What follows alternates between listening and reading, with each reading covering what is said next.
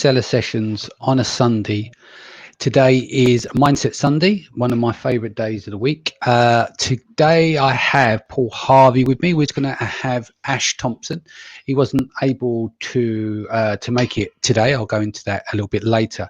Now, this episode is called Staying on Your Feet. And I think this is important to cover in a sense is when you're dealing with health issues and you don't have the full control over these things. So a quick example, when I'll go into more details earlier, I've had to have a nap before this going live. I've gone and had a nap.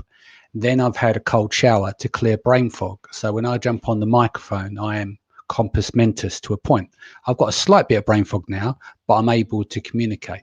But it's something that I've been dealing with for about 5 years. The same with Ash Thompson, along with fatigue. He couldn't make it today, but Paul's here. Now, Paul, I want you to take up the story because not only do you have fatigue and you get brain fog as well, tell them, the audience, what else that you're inflicted with as well.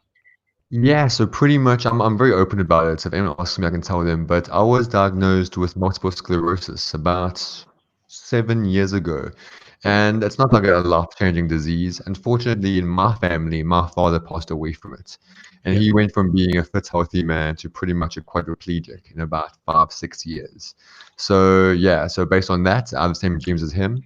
So I was pretty much scared for the worst. So I was diagnosed well before the Amazon journey. So the Amazon journey only added more stress to it. But yeah, over the past 7 years, I've gone through a whole bunch of stuff, and yeah, it was nice because my father kind of laid the work in place that would work for him. I knew would not work for me, or would work for me, and vice versa. So at least he did a lot of testing beforehand. Yeah. Well, the other thing that you have as well, which I never knew until the other day, is that you have a speech impediment and you have to prepare yourself for that. So, like, we've had you on stage at Seller Sessions, you've been on the podcast, you articulate yourself very, very well. Yet you've got a severe speech impediment that you've been dealing with for a number of years as well. So, should we actually tell people what some of the things that you've done? You've taught me about Wim Hof methods as well. Do you want to go over some of the things that you do in terms of the Wim Hof training, etc.? Absolutely. So first of all, my speech impediment. Not many people know this because you are British, and because you're not South African and you're not a close friend of mine, I have to continually mask where I speak. I mean, if you were a close friend, I would speak like this. You wouldn't know what I'm saying. Like, I'm listening as I speak normally. So that's how I speak normally. But and actually, what's funny enough, my whole family can understand me clearly like that, and they don't even realize I'll change the way I speak. But it's one of those things, and with that, it does require quite a bit of immense, I can say, brain power to kind of like focus on what I'm saying to make sure I'm speaking clearly. So with that, pretty much when I was diagnosed with multiple sclerosis, I knew like I saw my father pass away from it. I saw what he went through. And my biggest fear was fatigue. Fatigue is the number one thing because when fatigue sets in, depression sets in, and it's a nasty combination. Yeah. So the first thing I did was I did the one thing my father never did. In my case, he tried every single medicine out there, drug possible, everything. I mean, even from having bees, like sting him on a daily basis, he tried everything. It didn't work for him. So when I was diagnosed, the doctors immediately told me, they gave me a whole list of medication, hardcore drugs, everything. And I said to them, listen, they work for my father, so what chance have for me? And I then argued with them severely, but then I found my wife. My wife actually found a diet made for MS sufferers that beats it, and it's purely based on just eating healthily, which was crazy. I'm pretty much a vegan now. I noticed that when I became, and it's crazy, but like when I noticed when I became vegan, it took a while. And my wife started with me. I'm still vegan, she's not. But when I started, just the amount of energy boost I got, I mean, it was crazy. And then I thought, cool, let me stick it out. And so far now, it's been 7 years, and doctors say to me, I'm just a lucky case. In the sense that I'm lucky and I'm beating the disease purely based on luck. I'm like, no, guys, no. Like, my father went through this, and they don't get it. And a lot of it's always a lifestyle change. Although vegan is part of it, but lifestyle change was the biggest thing. Just balancing every single day our energy levels. That's the main thing. Just going to say some hellos to people in the feed and hold that for and come back to veganism in a moment. So Jenny Plant says, hello, you two. Good to see you both. Hey, Jen. Hope you're well, sweet pea. Qasim says, hello, guys. Florin is back. Good morning, boys. Geez, 1 a.m. came round fast. Still hard at work in Australia. Cybe is here. Yo, Danny. And C. Reeves UK is said, hello. Yeah, so going back to the food thing, like I'm going to be absolutely straight with you. I'm not a vegan. I eat vegan food purely based on the reduction I've had in dealing with brain fog. My brain fog come back with a vengeance about 2 weeks ago because I went to a barbecue and I end up having some meat there, and then I had some chicken the following day. That set it off, basically. It's a number of things that I have to deal with, but I'll make it absolutely clear. I'm not a vegan. I'm just eating a vegan diet based on health issues. Yeah, because I know how militant people can be about veganism and stuff, and I respect that culture. But for me, it's like I eat meat, I love meat, but it doesn't work for me at this stage. So I don't know what, in terms for you, do you practice as a vegan purely based on a health issue, or is there more depth to it than that? Yeah, pretty much for me, being South African, we love our braais, our barbecues. We really do love them. So every weekend is a big barbecue and loads of meat, everything. And it's weird for a South African to be vegan. It really is. And like every time I go to a barbecue, I get the piss taken out of me. I'm used to it now. That being said, if I woke up tomorrow and I was just cured free, would I go back to meat? I just don't know. From a selfish point of view, is that I just feel so much healthier not eating meat. So I mean, for me personally, I don't care about the animals. So like, I don't care about anything else. I mean, my wife eats meat; it's all good. But also, the nice thing about being vegan is that you always kind of win the argument, because you must fall back on it. So in that way, it's kind of nice to be vegan because I can always win the argument based on that. But yeah, other than that, I don't really care. Honestly, what I find is that find a diet that fits you best. Not one diet works for everyone. What works for you best is ideal. Yeah. Have you got an Ethernet cable there, Paul? Because your internet's dropping just a little bit. Is it? I do, but it's gonna be a bit of a pain. Okay, Is it no still worries. dropping? Cool. If you can't do it, it's fine. It's just sometimes you're dropping out. That's absolutely fine. Quickly, Facebook user says, hi, Paul Harvey. Tiff's here. Good morning, guys. And Rob is here saying hi, guys, as well. Let's talk about your rituals that you have to do. Like, you introduced me to the Wim Hof method. I'll go back into my background in a bit, but just to preempt it, part of this conversation, in tens of thousands of pounds I've spent working with some of the best doctors I feel to be some of the best gut specialists in the US. You can look them up on YouTube. There's a guy called John Brisson who wrote the book Heal Your Gut, and there's also my current consultant Evan Brand, because over in the UK gut specialists are useless. There's no progression there. It's the most complex instrument in the body. There's the gut and the brain axis, which is all part of the same process. I have SIBO, which is small intestine bacteria overgrowth. I have mold, and I'm getting a bit of brain fog now, but I also have Lyme disease as well. So I'm on a protocol, which I'm off at the moment because the brain fogs come back with a vengeance. But the one thing that no one's ever been able to control, no matter how much money I've thrown at it, I've never been able to turn the brain fog off like a switch. No one's given me a pill, tablet, or anything. It comes and goes, and that's the toughest part of that, is not having that control. But saying that, since I've been doing these cold showers like 2 or 3 times a day, they clear the brain fog. Like, I got a little bit now, and I've had a shower. It's 4:10, 3:45, timed it with this to have the shower and some caffeine so that I'm compos mentis enough on this episode. Does that make sense? Because then in a couple of hours time, don't matter, the brain fog doesn't come back. But you've got a different affliction to me in the sense that you have fatigue like me, you have brain fog, but with the MS, the control of your body and your hands and stuff, what are the daily rituals are you doing to keep you on your feet? So pretty much for me, I came across. I mean, I've been when I was diagnosed with MS, I didn't actually know much about it. Well, I knew everything about it, but I don't know how to Mm. actually deal with the energy levels. So I had to find ways and methods that works for me.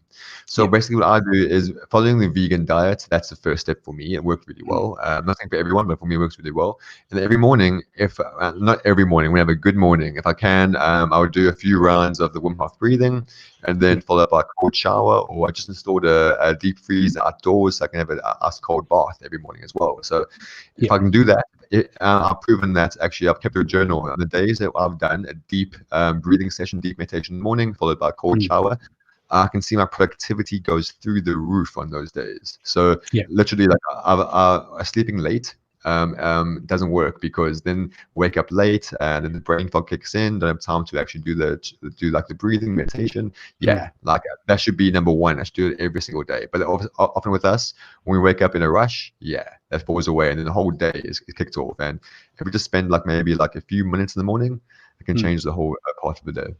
Yeah, I mean, I have a problem with sleep as well. I can't remember the last time I slept more than 6 hours consecutively. 6 hours is great for me.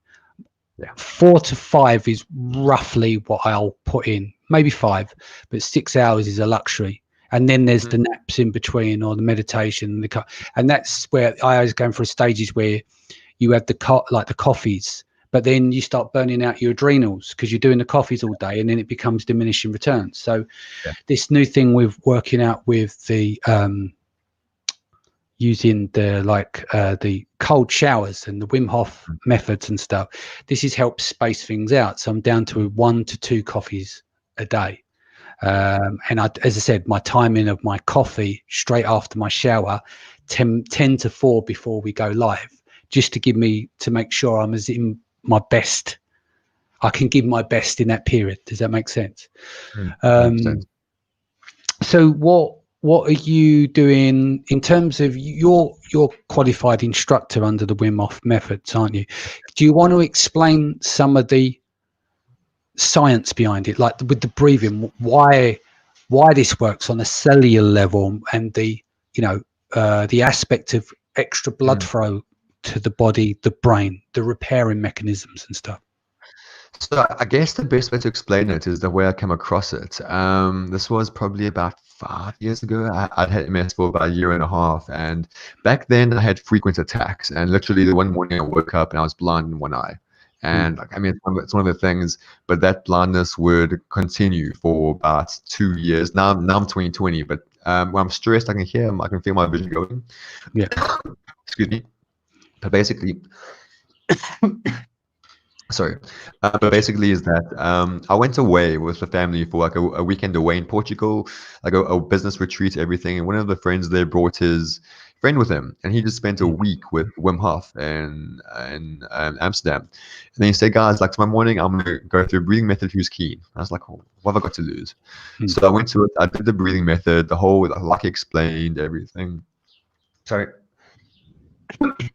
sorry about that. And then basically, I did the breathing method, and then after doing it, I opened my eyes, and the first time in 18 months, I had clear 20/20 vision. It blew me Mm. away. I mean, like, I've done everything possible. I even tried some drugs, tried some hardcore steroids, and I never Yeah. had 20/20 vision. And I was like, wow, what is this? This is crazy. Within about an hour or two, the vision returned. But I'm like, wow, an hour is good enough for me to try something new. Yeah. And basically, the way it works was what blew my mind was that from that moment going forward, I said, I'm going to commit myself to this. And a year and a half, 2 years later, I was on the top of Mount Snezga with Wim Hof and minus 20 degrees and just our shorts. So it was a really cool thing. But like what really got me hooked was like I asked my friend, why would I see 20/20 vision? And he said basically is that the breathing method allows you to actually control your autonomous immune system. I mean, all Yeah. the professional organs we can't control, or we think we can't control, we actually can. We do have some innate ability over those. And by doing the breathing method, I actually activated some of the feelings in my body that gave me back my vision, which is Yeah. pretty cool. So that going forward, it works really well. But basically, when you start doing the breathing method, anyone does it. First time you do it, you'll feel crazy, like pins and needles in your fingers, and your toes, everything. And that's because it's the first time your body is actually properly oxygenating every single cell. Because all you're Yeah, doing is overloading the body with O2. That's yeah, it. But yeah, how often do we do that? mm, Pretty much never. I mean, yeah, I'm pretty much. I'll happily bet 95% listening right now haven't actually flooded their body with O2 in years, and mm, that's what the breathing does. Just floods your cells with O2, and then it builds on that. And yeah, I mean, for example, Danny, do me a favor. mm, Do as many push-ups as you can, and then afterwards do the breathing method, and then on the last breathing method, hold your breath and crank out push-ups, and you'll do about 30 to 40% more on holding your breath than you could on your best until you yeah. fail. Yeah, I'm not, because of the fatigue. I've not been great with the press ups. I do the breathing and then into the press ups. I do 3 or 4 rounds. So it's normally the 40 deep breaths. So if you go onto YouTube, you can just look for the Wim Hof method. Save that.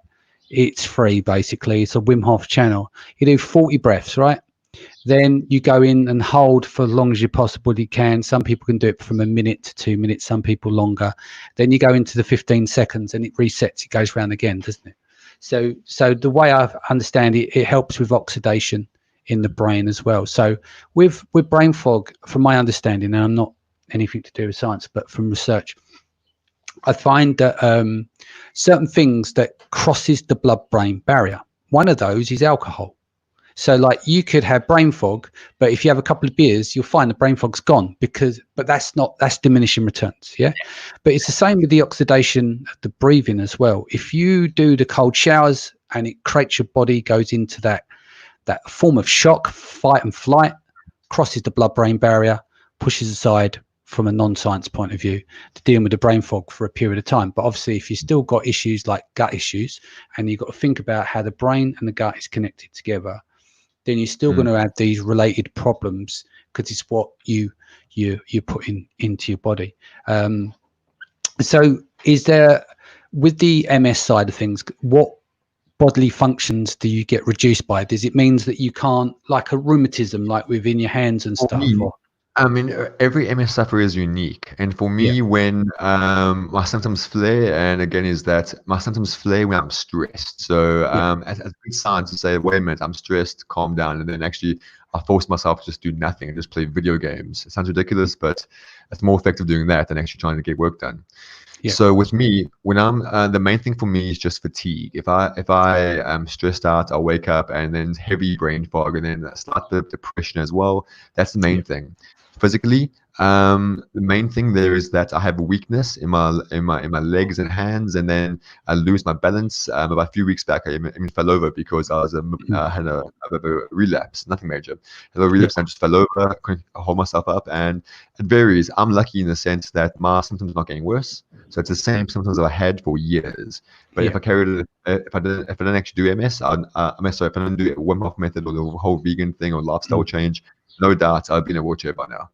yeah, Doctors still think I'm just an outlier. They don't understand the changes we've made. And the funny thing is, doctors don't believe in me purely because none of their patients can make the change, purely mm, because they don't understand how big it is. I saw my father go through the world's worst. So mm. like I make the change purely fear based.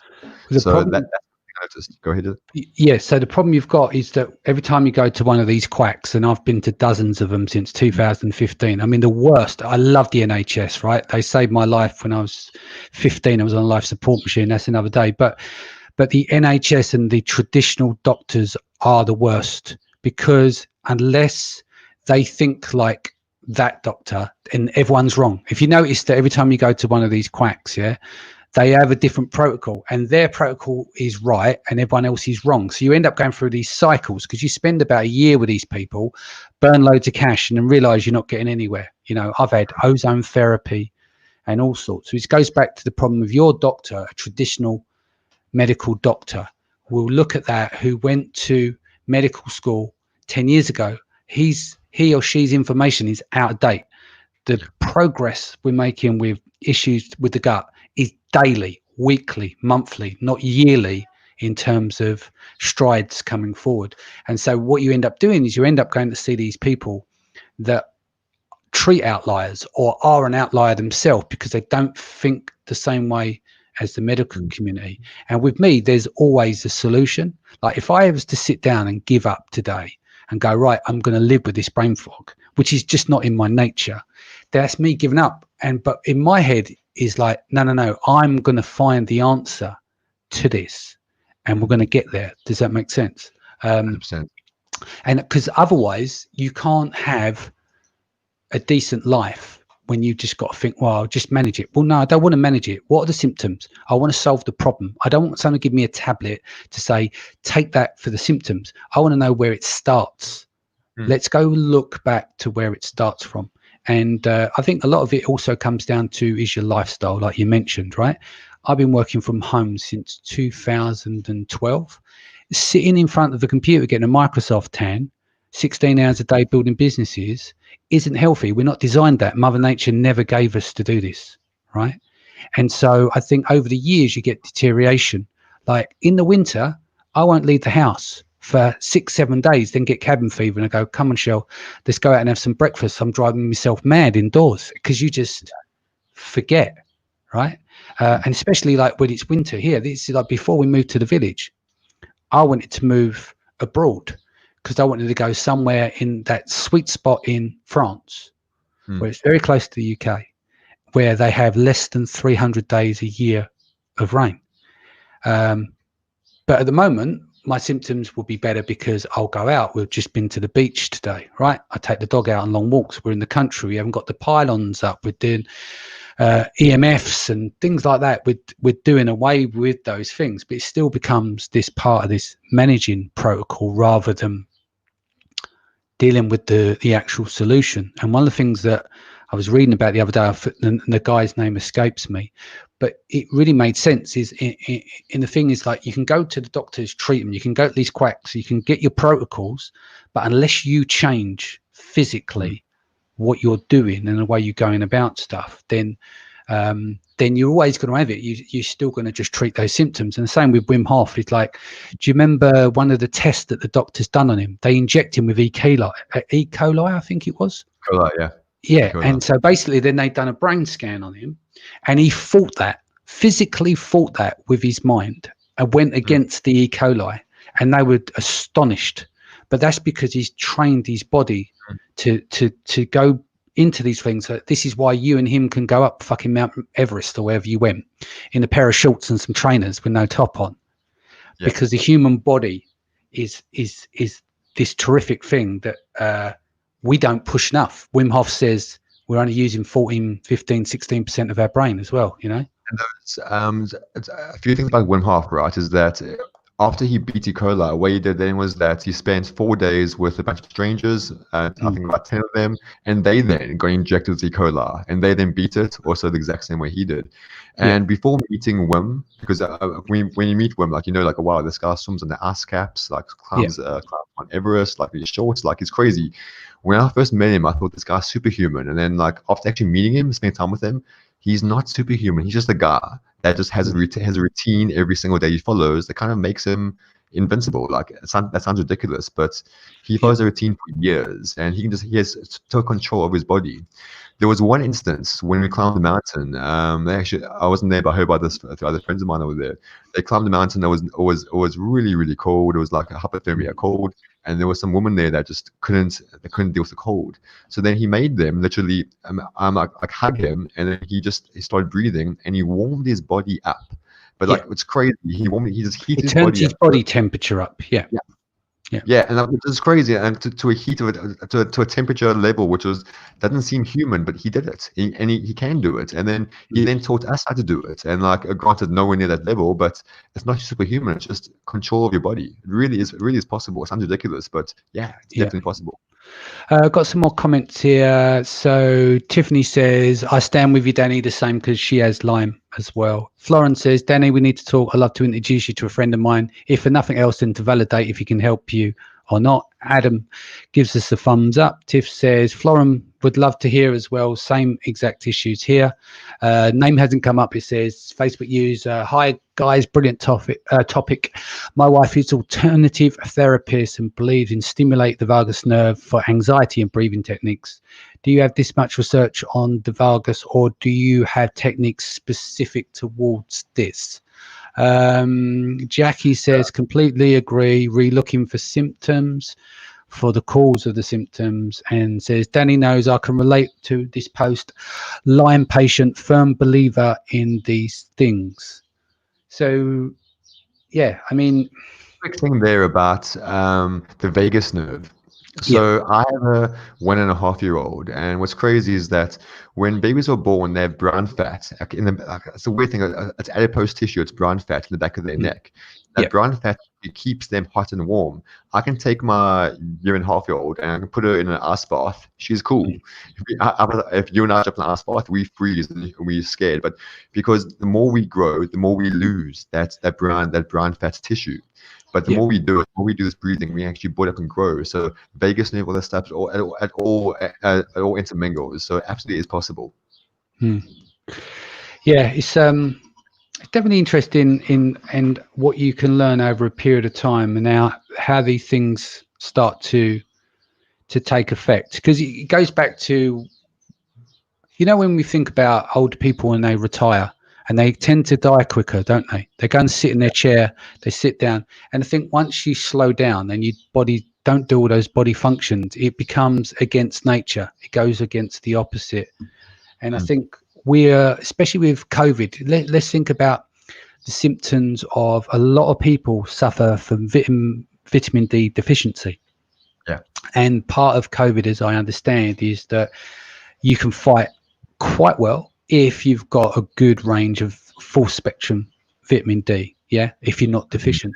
So even with me for the winter, I have what's called a Spurter lamp. It's the only FDA approved lamp and it's there you use it 3 minutes every other day so that you can get vitamin D into your body and your organs, etc.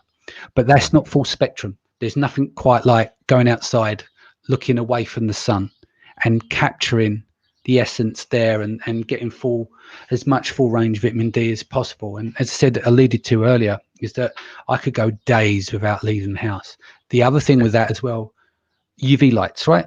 The double glazing windows, that adjusts the frequency or whatever the terminology is of the light. So that's not even natural sunlight. So it's all well and good having the sun coming in, but through the glass, it changes the shape or the elements. It converts it into something else, which isn't very good for you either. So there's no real replacement. Like working from home is fantastic, but actually commuting, even if it's getting on the train or going to the coffee shop or going at lunchtime and then having to travel home, by doing all of those actions, effectively you're moving about and you're mobile in life like a normal human being. I'll give you an example which scared the life out of me. This was a year ago, I think it was, when working from home. If I'm working from home and I don't leave the house, I looked at the step meter by accident. How many steps do you think when I'm working from home I take? So I've won too, and I reckon you'd probably do about 2,000 to 3,000 when you're at home. 350 steps. Whoa. 350 steps. That's the low end. But when you think you're meant to be getting 10,000 steps a day, that's how fucked up it can be in terms of you sitting in a chair, you're dealing with computers, you're dealing with EMS, electromagnetic fields. I mean, my desk here is earthed. So all my desk is earthed in the sense though, and because of EMFs, I've had all the meters. There's a site online called Healthy House, because they're trying to discover the issues with the brain fog, right? And I've also got this shield that goes over the Wi-Fi. So it doesn't reduce the signal, but it reduces the negative impact on it. It could be just fucking quack science, but when you're dealing with stuff... Is your bed earthed? No, I haven't done that. But I know like Ash Thompson, he's got all the kit. Like we talk about all this stuff, he does 60 million a year and he suffers heavily with with fatigue. And that's why he goes and lives in places like, where is it? Cyprus. See, like now, brain fog. Basically, the tip of your tongue. I'm clicking my fingers. It's because my brain isn't connecting instantly with what I want to say. But this goes back to this is why I built teams. So we had the Branded by Women conference this week. I've had brain fog for, say, 2 weeks. So effectively, my effectiveness has come from being on the phone, on WeChat, WhatsApp, sorry, and then the team has been delivering. This is why my businesses will never go dormant, or because I'm not at the wheel. Like that's why I don't work as well in the business. I work on the businesses. So if I do need to take a step back, or I can't sit there for 6 hours going through spreadsheets, that's fine. There's a team member that takes care of all of that stuff. So that's one of the importance of building something, the fundamentals of building a solid business where you don't have to do the day-to-day on it. So it allows for up and down in situations with your health. Now, it don't mean I can't work. It just means I can't sit in front of the computer hours on end and study spreadsheets and things like that. That's where my brain fog issues come from. I don't get it like I used to, where it gets so deliberating that you're laying in bed for, 16 hours a day because you can't get up, because you can't open your eyes. I mean, if we go back to, I think it was the end of 2018, it was really bad. I was working about 3 hours a day. I saw you at the end of 18 because I left the UK at the end of 18. Do you remember like born and stuff? I was very sick, and so I was working 3 hours a day, and then it was just after my birthday in November, and I had a really bad issue with my stomach, and I had like super pain in my stomach, and I was in like my belly was on fire, and my wife called the ambulance, and because I threw up and I projectile green everywhere, and it was like just would not stop. I was violently sick. And then I remember running to the toilet. I was in the toilet, and then I passed out, and I smashed my face on the floor, and my nose split open at the top. The ambulance come like 3 hours later, and they're going, "Has he been taking any drugs?" And like my wife's on the phone to them, and he's like, "Has he done this?" And like when you can't think. And I just went, "Just send that fucking ambulance now." And then they delayed the time because I was being rude, obviously. But when you're in so much pain, he's asking all these questions like, no. And then even when the ambulance come, they put me in the ambulance outside, and they gave me this anti-sickness jab. And they said, "Have you been taking any drugs?" And I said, "No." I said, "I've got gut issues. This is part of the problem." So they took me to the hospital, and then I had to have a brain scan because obviously I smashed my face on the floor to make sure I was okay up there. I mean, I know I've got less brain cells anyway. And then 3 or 4 in the morning, I ended up getting myself a cab home. It was fine. Really? Got back and went back to bed. But that's when I decided, I went, right, I don't care if I have to sell my house to raise the money. We're going to get to the bottom of this problem. So that's where it really started to change, where I went and found gut specialists in the US and started working with those, because eventually you say enough's enough. You start to make a stand, because you go through the NHS, you go through a round robin with these places. Years go past. You book in with the NHS to do something, it's 9 months. Even if you go private, it's 3 months. Even at like the beginning of the year, I spent £2,000 with Evan Brand, new tests to get done. The test still took a good month or so to come through, and that was in January the 9th, right? So done the test January 9th, and then it was the end of March. My protocols meant to arrive, which was like £1,000, that first part of the protocol. And then I still paid £350 in customs charges. And what makes me sick about that is because out the margins and the markup on supplements. There's each of these bottles that cost me 40, 50 quid, right? They're probably generating them like they're like £3 or something. Do you know what I mean? It makes you sick when you know that. And so I started that protocol. So what happened, me going privately, spending £3,400 from January, you still waiting months before you get it. So years can pass if you don't kind of deal with this stuff. So that's part of the problem when we go back to staying on your feet, is you're literally, part of your life is constant research. So you're all right for a while, then the brain fog kicks in. then you know all the other stuff that hasn't worked, and so you end up researching. So you're doing all these things, but so part of your life is there's a percentage of your time which is always going to be dedicated.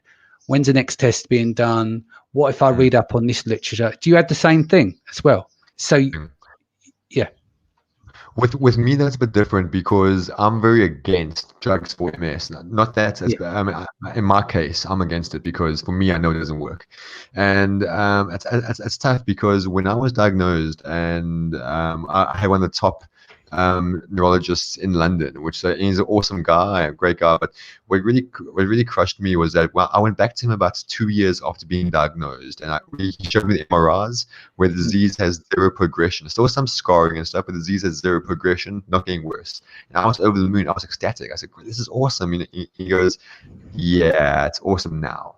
And although he didn't even see any of the changes I'd made in terms of diet, health, everything, instant changes, I said to him, "Listen, I'm not going to take any drugs and type of stuff. I'm not going to."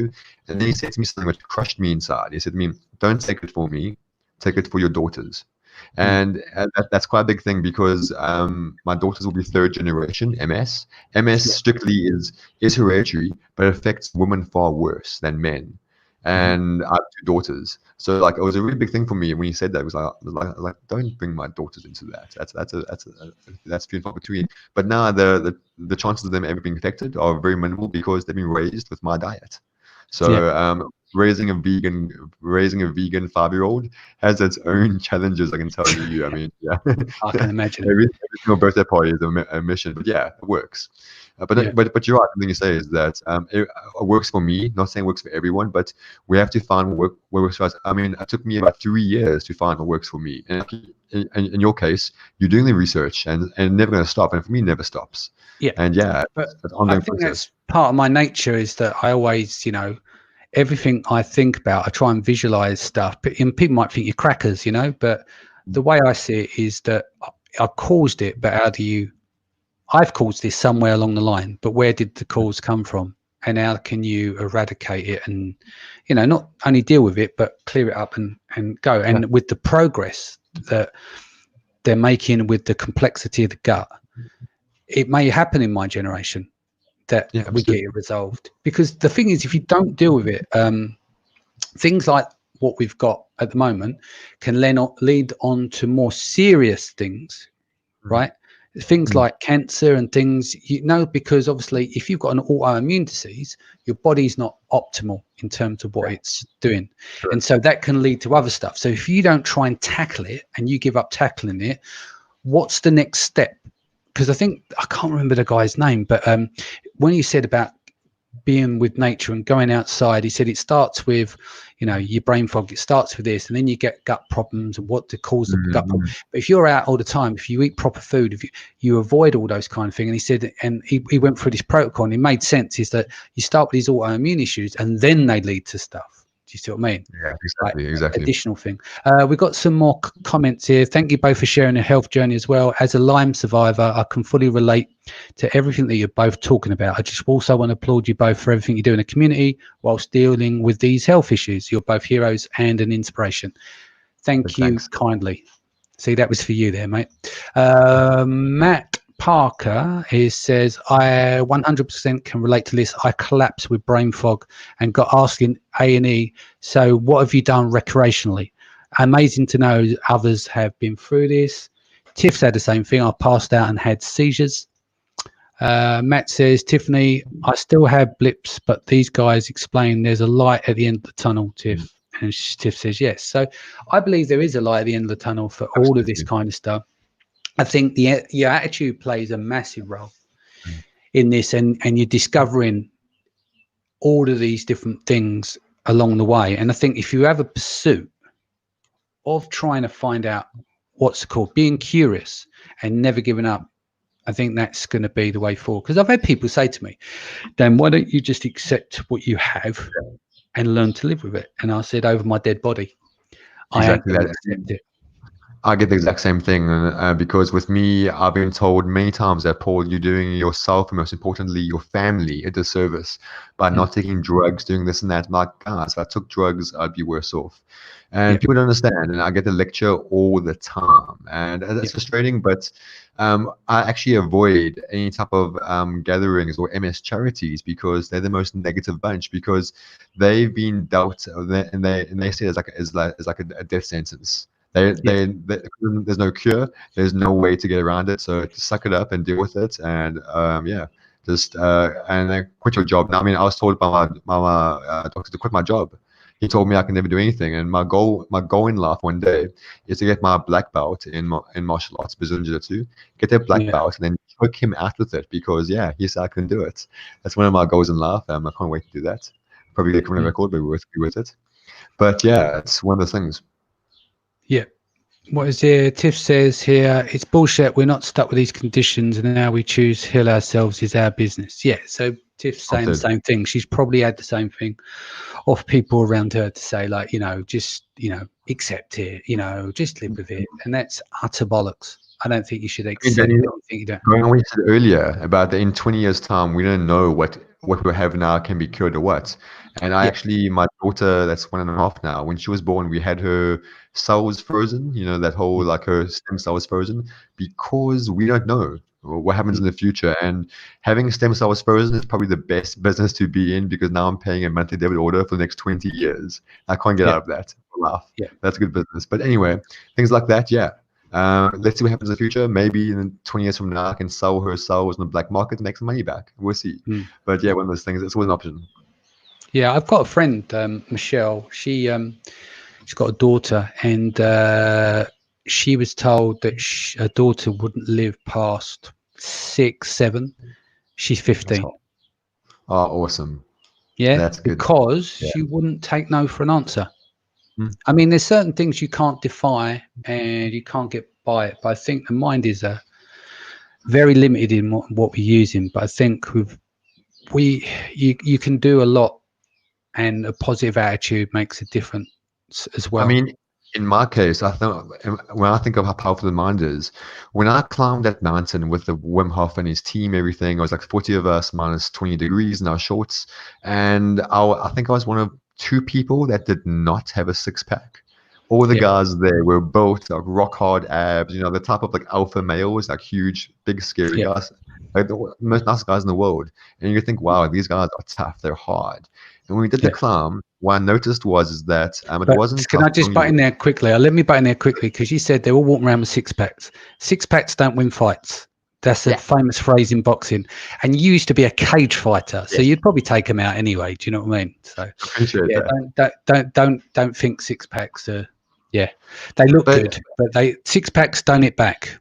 yeah, Yeah, exactly. And yeah, what blew my mind was doing when we got to the top of the mountain. What's the first thing you do when you climb top of the mountain minus 20 degrees in your shorts? First mm, thing you do is take a photo. Like that's yeah, the first thing you do, take a photo of yourself on Instagram, which is great. But the instructor told us, guys, don't take photos because you're going to take your mind off the danger at hand. And yeah, what one guy did was he started taking photos, and then he couldn't feel his fingers, so he couldn't put his phone back. And then he yeah, started spiraling, saying, "Oh no, I can't feel my fingers. I can't get my jacket. I can't do this. I can't do that." And then he started getting cold. And then he sat in the snow, which was the wow, worst idea ever. And then within about 30 seconds, he started going to shock. And yeah, one of those issues. And like this is a guy that's probably 6'5" and a huge, big, scary guy. And it shows there is that it doesn't matter how big you are, how strong you are, how strong your mind is. He broke his concentration because he didn't focus. He went for the Instagram photo over keeping mm, focus. yeah. Yeah, some things are just fluffy in life that are not relevant. Matt says, mind over matter. It depends on what you want to push through. I got told I had 5% chance of ever walking again. I said, bullshit. I'm not taking that. Since then, I've done 3 half marathons and ignore forums where people dwell in this crap. He's got a good point. I had, That is I can't oh, remember the doesn't it? exact percentage, but I was on a life support machine. Some Bartholomew's going back to why I'm grateful for the NHS. I was 15 and 3 months. I was working on a building site. Half a ton of plasterboard collapsed on me. Oh, So I think I had about 10, 15% chance of living. But at the time, it landed on my body and my organs exploded inside, or some of them did. I had liver laceration, broken diaphragm, broken ankle, and 4 broken ribs. And so you'll imagine like half a ton of plaster will collapse, and then your body inside is just going, woof, it's got to go somewhere, right? So kind of internal explosion. But they said that I'll probably end up having a shorter lifespan. It might go to reason with some of my gut issues, but we're going back, almost 30 years now. And so, yeah, I was in life support for about 3 or 4 days, but you pull through because you just fight it, don't you? Subconsciously, you're not out until you're out. You can be out on your feet, but yeah.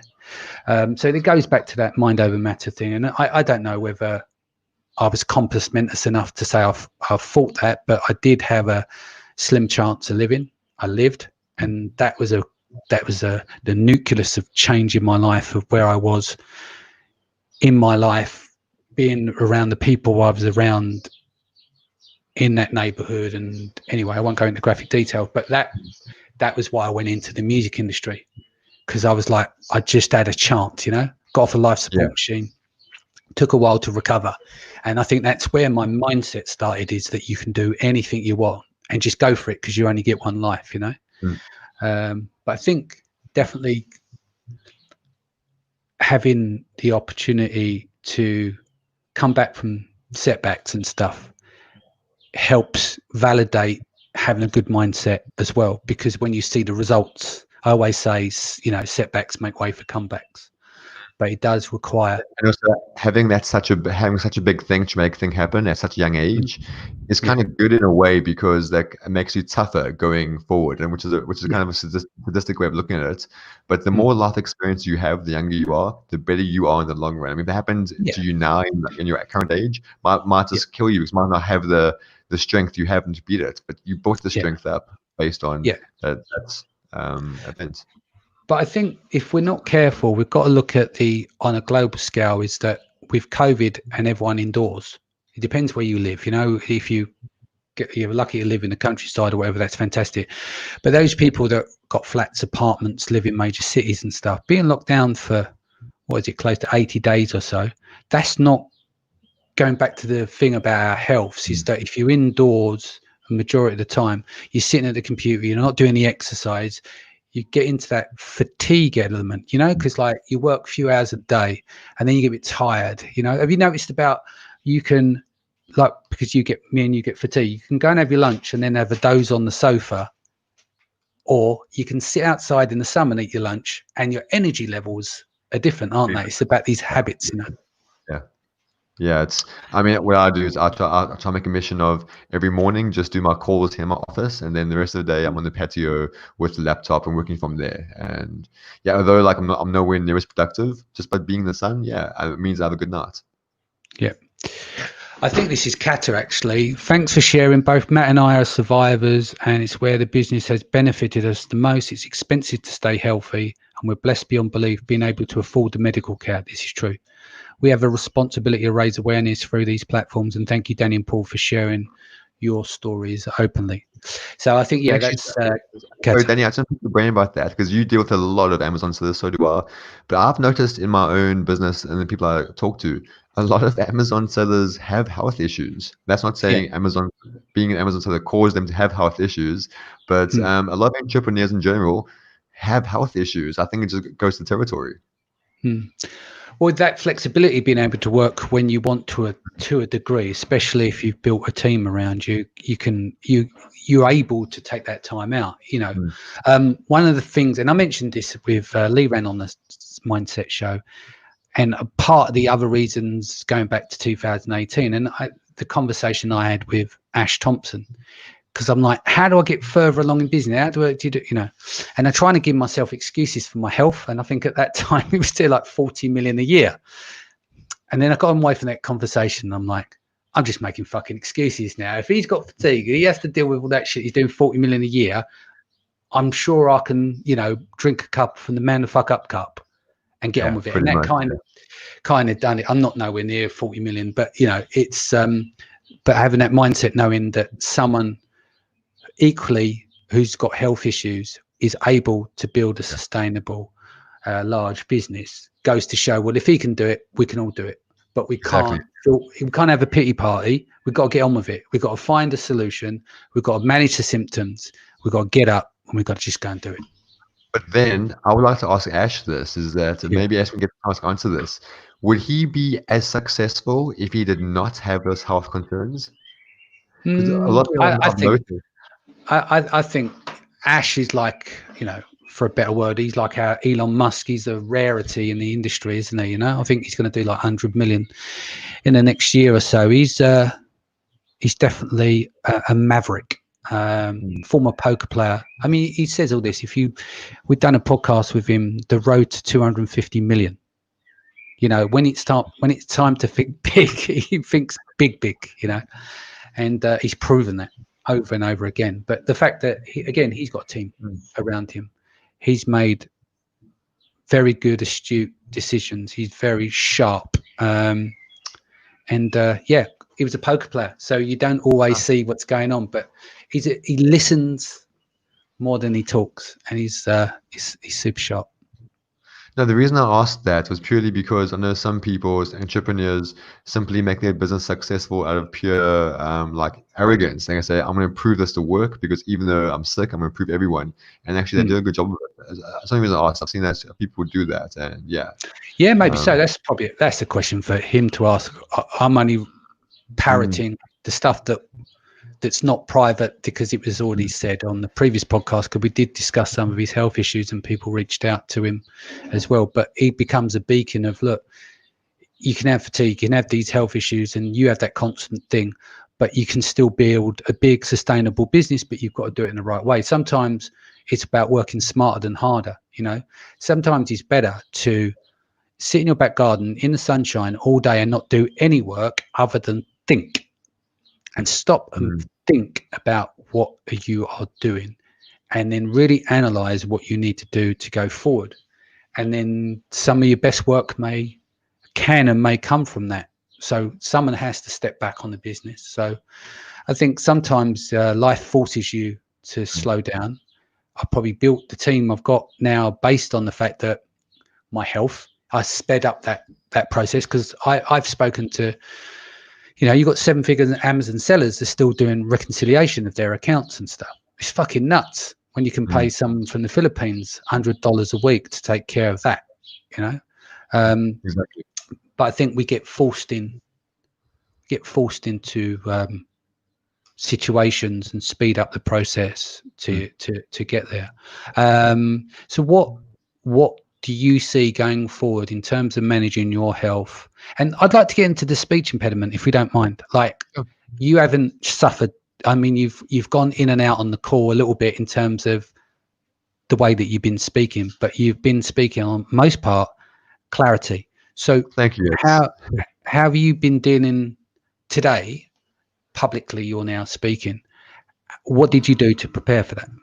So today, not much, purely because I've been around the family the whole weekend. So with the family, I can relax and kind of drop the shield, and then with them, I can talk as I do normally. But as soon as I talk to someone like yourself, someone that's not grown up with me, then I revert back to just speaking slowly and clearly.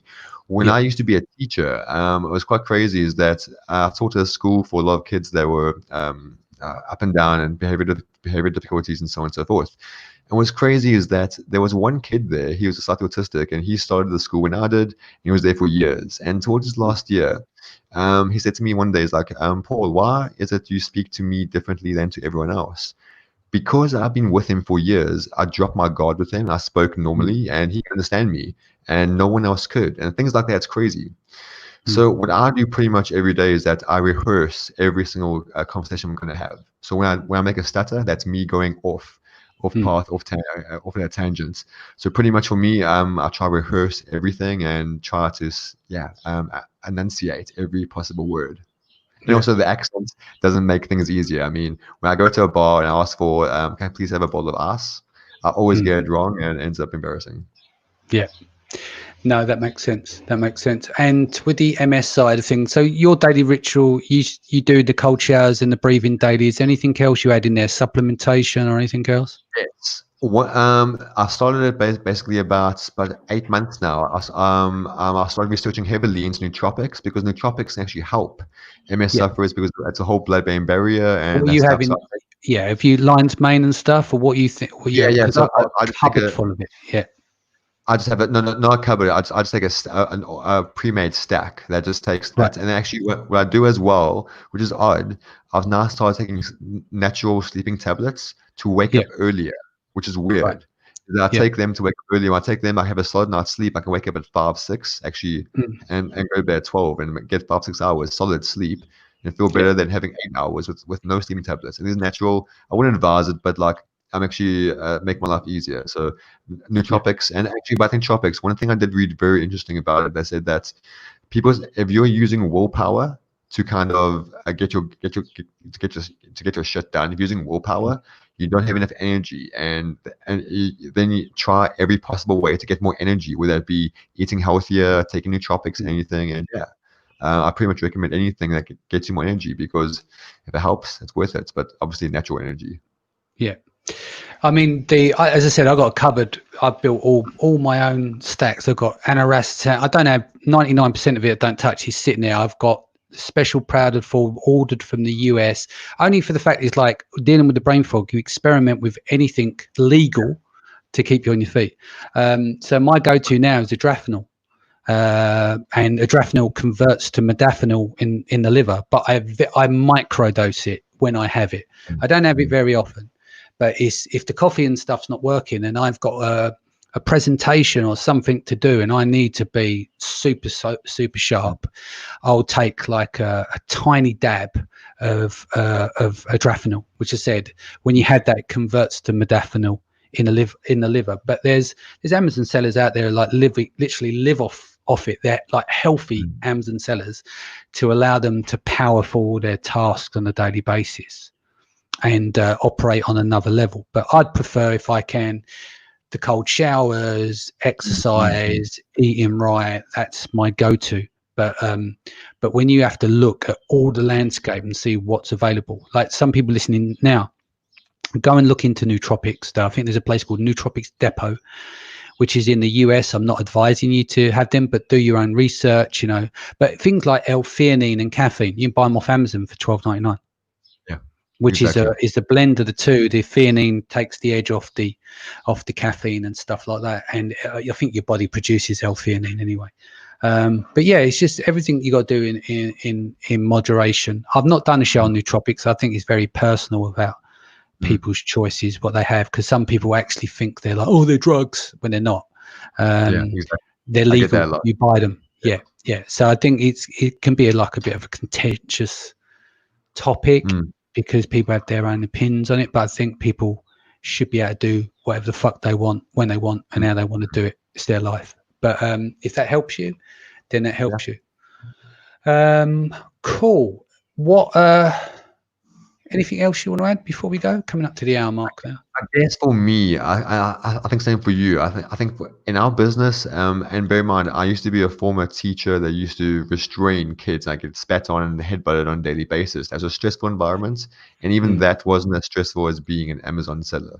As Yeah. more stressful being an Amazon seller than even teaching those kids.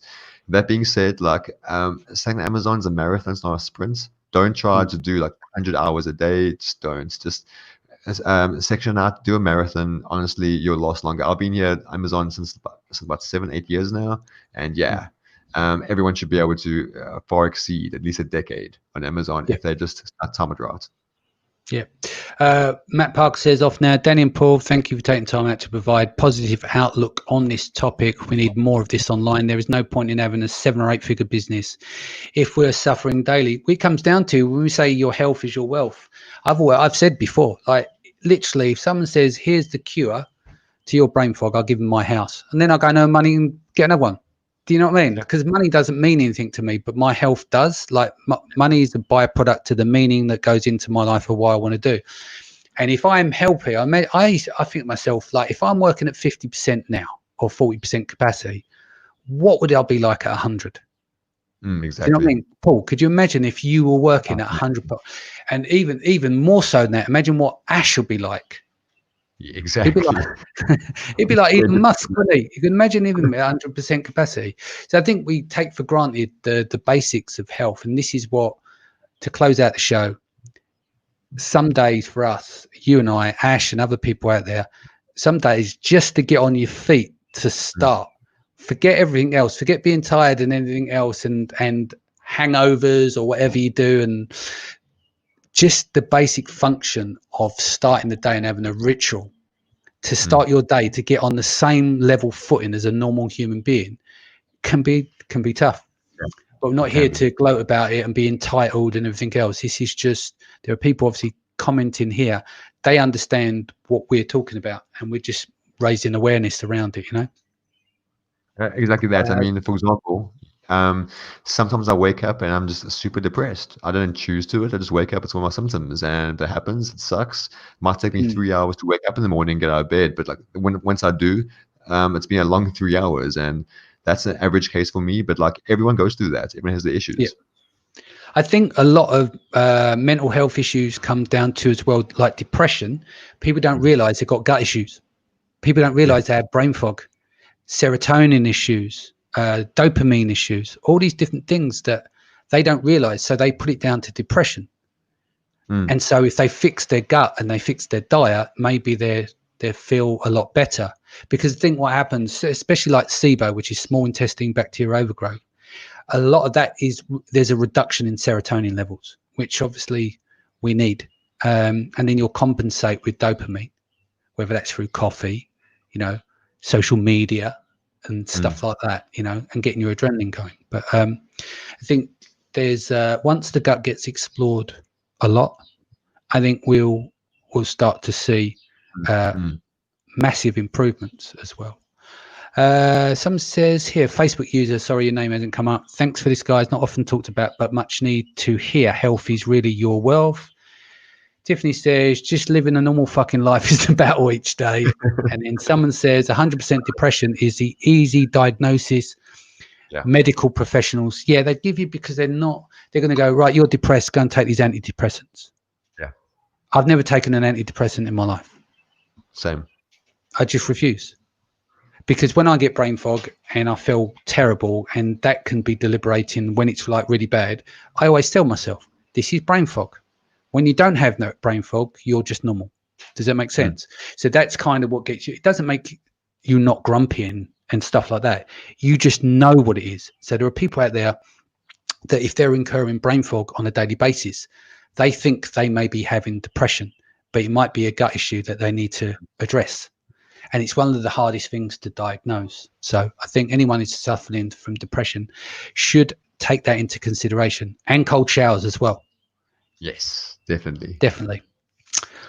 Cool, mate. Let's end that there. I'll be back here, guys, 4 p.m. BST tomorrow. I'll release the content for the week, just so that you know, by Thursday, it would be the 80th show in a row, including the Branded by Women shows that I was programming all week and we were going live. So I'll be changing up the programming as of Thursday. We're going to run everything from Sunday to Thursday, and I'm going to take Friday and Saturday off and see if I can fix my health in 2 days. And then we come back. What do you reckon, Paul? 2 days is enough, yeah? Yeah. I'm more than 80 days working straight and then take 2 days off. What do you reckon? That's good.